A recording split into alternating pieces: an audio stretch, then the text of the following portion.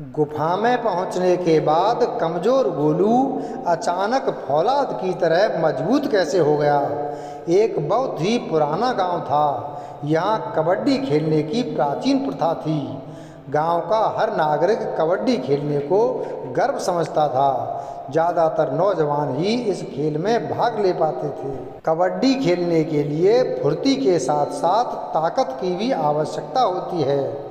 इस गांव में हर घर से कम एक सदस्य खबर कबड्डी में जरूर हिस्सा लेता था और जिस घर में कबड्डी खेलने वाले नहीं होते उन्हें हीन भावना से देखा जाता है। बल्कि यूँ कहें कि इस गांव में कबड्डी को मर्दानगी का सबूत माना जाता था।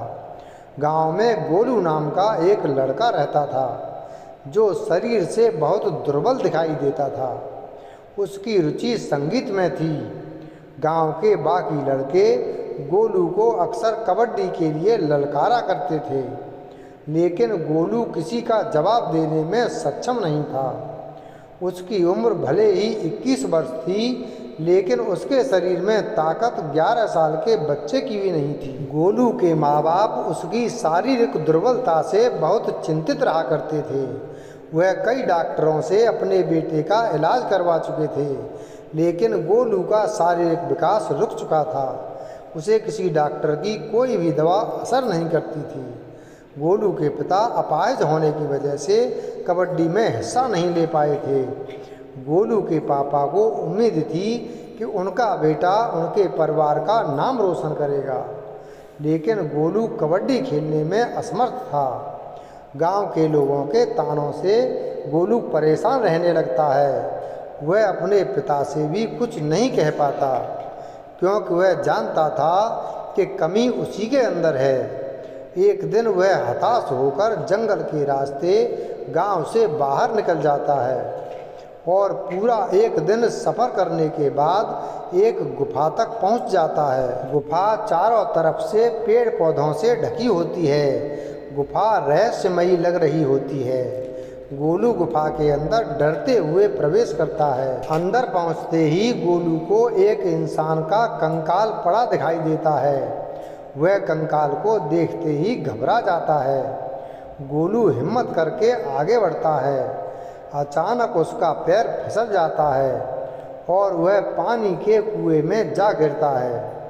कुएं में गिरते ही गोलू के शरीर में बहुत तेज जलन होने लगती है और धीरे धीरे उसके शारीरिक आंतरिक बदलाव होने लगते हैं।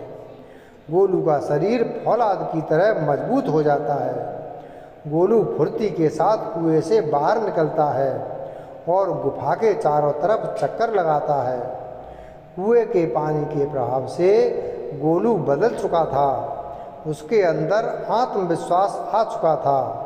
वह अपने गांव पहुंच जाता है और बिना किसी से बात किए अपने घर पहुंच जाता है। गोलू के माता पिता इतनी देर तक उसके बाहर रहने से चिंतित थे। वह उसके आते ही उसे डांटने लगते हैं, लेकिन गोलू कोई प्रतिक्रिया नहीं देता। वह अपने कमरे में जाकर आंख बंद करके बैठ जाता है। गोलू के माता पिता उसकी एक अजीब हरकत से सोच में पड़ जाते हैं, लेकिन वह उसके व्यवहार को नज़रअंदाज करके उसके लिए खाना लाते हैं। गोलू खाना खाने के लिए मना कर देता है। गोलू की माँ उससे पूछती है, क्या तुमने बाहर कुछ खा लिया है? लेकिन गोलू कहता है, मुझे आप लोग अकेला छोड़ दीजिए, मुझे अभी किसी से बात नहीं करना। अगली सुबह गोलू की माँ उसे बाजार से सब्जी लाने को कहती है। माँ की बात सुनते ही वह बाजार चला जाता है, लेकिन बाजार में गांव के कुछ उपद्रवी लड़के उसे परेशान करने लगते हैं। लेकिन गोलू अब बदल चुका था। गोलू उन लड़कों को चेतावनी देता है, लेकिन जब वह नहीं मानते हैं तो वह उन्हें जोरदार ताकत का नमूना दिखाते हुए घायल कर देता है। गोलू की ताकत देखकर सभी लड़के भाग खड़े होते हैं। गोलू को लड़ते देख बाजार में कई लोगों को ताज्जुब होता है। गोलू जब अपने घर पहुंचता है तो उसके घर में कई लोगों की भीड़ जमा हो जाती है। दरअसल जिन लोगों को गोलू ने मारा था वह गोलू की शिकायत लेकर उसके घर पहुँचे होते हैं, लेकिन गोलू के पिता को यकीन नहीं होता कि गोलू ने चारों को अकेले मारा है। गोलू के आते ही उसके पिता उससे पूछते हैं कि क्या तुमने इन चारों को मारा? गोलू हाँ करते हुए सिर हिलाता है। गोलू के पिता अंदर ही अंदर खुश हो जाते हैं, क्योंकि वह अपने बच्चे के अंदर कबड्डी का खिलाड़ी देख रहे थे। अगर गोलू इन चारों को अकेला मार सकता है तो वह कबड्डी खेलने में भी सक्षम है। गोलू के पिता उन चारों लड़कों से हाथ जोड़कर माफ़ी मांगते हैं और गोलू को डांटकर घर के अंदर ले जाते हैं। कमरे के अंदर पहुंचते ही वह अपने बेटे को गले लगा लेते हैं और कहते हैं, बेटा तेरे अंदर इतना साहस कहाँ से आया? क्या तू कबड्डी प्रतियोगिता में हिस्सा लेगा?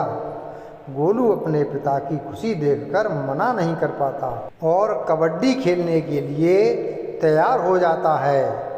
गांव के सभी लोगों में कबड्डी को लेकर उत्साह बना हुआ था। सभी कबड्डी खिलाड़ी प्रतियोगिता में अपना अपना नाम लिखवाने के लिए ग्रामीण अध्यक्ष के पास पहुंच जाते हैं। गोलू भी प्रतियोगिता में हिस्सा लेने के लिए अपना नाम लिखवाने पहुंचता है, लेकिन गोलू के दुर्बलता के कारण उसे कबड्डी में हिस्सा लेने से मना कर दिया जाता है। जब गोलू के पिता को यह बात पता चलती है तो वह गांव के सरपंच से आग्रह करते हैं और कहते हैं, मैंने आज तक आपसे कुछ नहीं कहा, लेकिन मेरे बच्चे को खेलने का एक मौका दीजिए। अगर इस वर्ष उसका प्रदर्शन आपके अनुसार नहीं रहा तो जीवन में दोबारा कभी मौका मत दीजिएगा। पिछले कई वर्षों से यह गांव कबड्डी प्रतियोगिता में हारता ही आ रहा था, इसलिए सरपंच सोचते हैं इस वर्ष भी यदि हार गए तो क्या फर्क पड़ेगा, और वह गोलू को कबड्डी में हिस्सा लेने की मंजूरी दे देते हैं। खेल प्रारंभ हो जाता है। गोलू कबड्डी खेलने के लिए बेताब रहता है, लेकिन गोलू की टीम का कप्तान उसे खेलने का मौका नहीं देता। कुछ घंटे के खेल के बाद ही गोलू की टीम की हालत बुरी हो चुकी होती है। लगभग वह हारने ही वाले होते हैं, तभी गोलू जबरदस्ती अपनी टीम की तरफ से खेलने आ जाता है और पहली ही बार में प्रतिद्वंदी टीम के 5 खिलाड़ियों को बाहर कर देता है। गोलू का पहला ही आक्रमण देख गांव की जनता तालियां बजाने लगती है। अगली पारी में विरोधी टीम का खिलाड़ी गोलू की तरफ कबड्डी कबड्डी बोलते हुए आता है, लेकिन गोलू उसे बाएं हाथ से पकड़कर हवा में उछालकर दूसरी तरफ फेंक देता है। गोलू की ताकत के सामने विरोधी टीम के सारे खिलाड़ी हार मान लेते हैं।